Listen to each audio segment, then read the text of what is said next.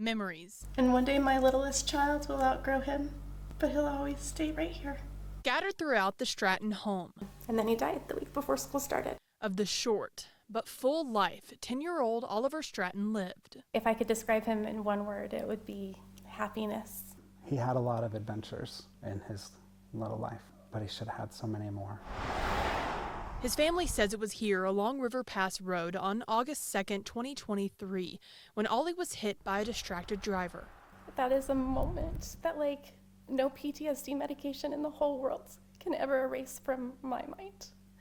It was so horrifying and terrifying, and at the same time, you want to convince yourself that this couldn't possibly be happening to us. He died later in the hospital with his family by his side. His ghost bike now sits in their living room as another living memory, their why for their fight against distracted driving. It's a life sentence of loss from our family that we will carry our entire lives. There won't be a day, there won't be a moment of happiness in my entire life that I am not painfully aware of who should be in the room with me. The driver only faced misdemeanor charges because of what officials claimed were environmental factors that impacted visibility.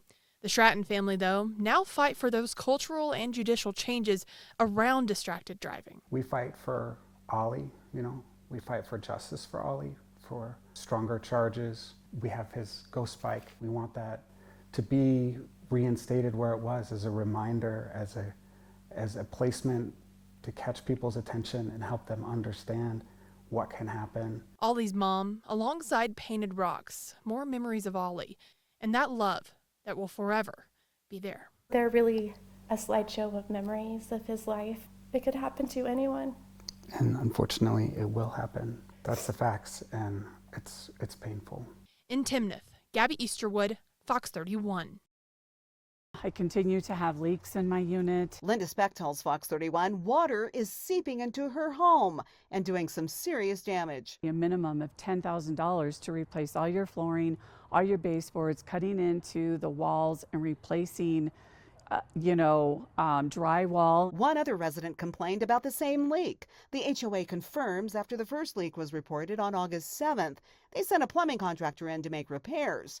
Then another leak reported on the 12th was repaired. And it's coming up through the main drain. The kitchen lines were cleared, but the leak remains, leaving signs of growing mold behind. It was a leak that extended out to about half of my unit. The HOA tells Fox 31 the next step was to investigate the possibility of groundwater getting in from this reservoir, which sits adjacent to the building. I just feel that we would have some type of seepage or some other kind of water issues. The HOA brought in an engineer to inspect the building's exterior and grounds. The board updated residents on September 30th in a letter explaining they had the entire community's sewer lines jetted and are working with the owner to ensure this doesn't happen again. CAP Management tells Fox 31 it is important to mitigate leaks and control them, and the association is working hard to find the source of this particular one, since no owner should have to worry that one will recur.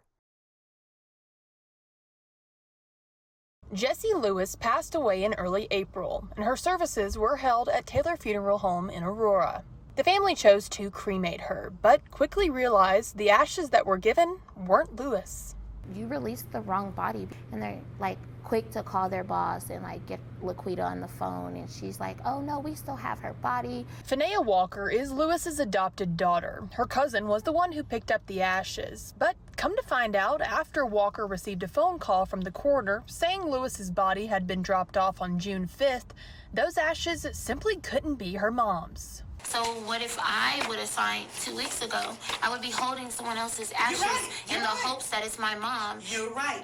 Those ashes that LaKendra had was somebody else. That's a recording Walker got when she went to speak with the funeral home director, flat out admitting to the mix-up. And she admitted it again to us today over the phone. How were incorrect ashes given to her cousin? How did that happen?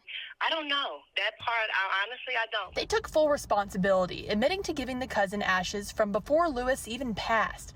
But Walker feels the damage is done. When you go to a mortuary, you're supposed to be reassured that everything's going to be okay, everything's going to go out smooth. You're trusting them that they give you the best ending result, because there's no ending result to losing a family member. The funeral home says they wanted to compensate the family for the heartache this has caused. I was going to bless her just to give her something, because as soon as we knew, we got her taken care of. Walker, devastated by this whole ordeal, and feels uncertain the ashes she has now are even of her mom, though the funeral home says they are correct this time with the proper paperwork. People get people cremated for a reason, like they get them to keep them close. So it's like the fact that I don't know if it's really her, I don't know. And then I have kids, so it's like, how do I tell my kids, like, oh, this is your grandma, but they don't know if it's really their grandma.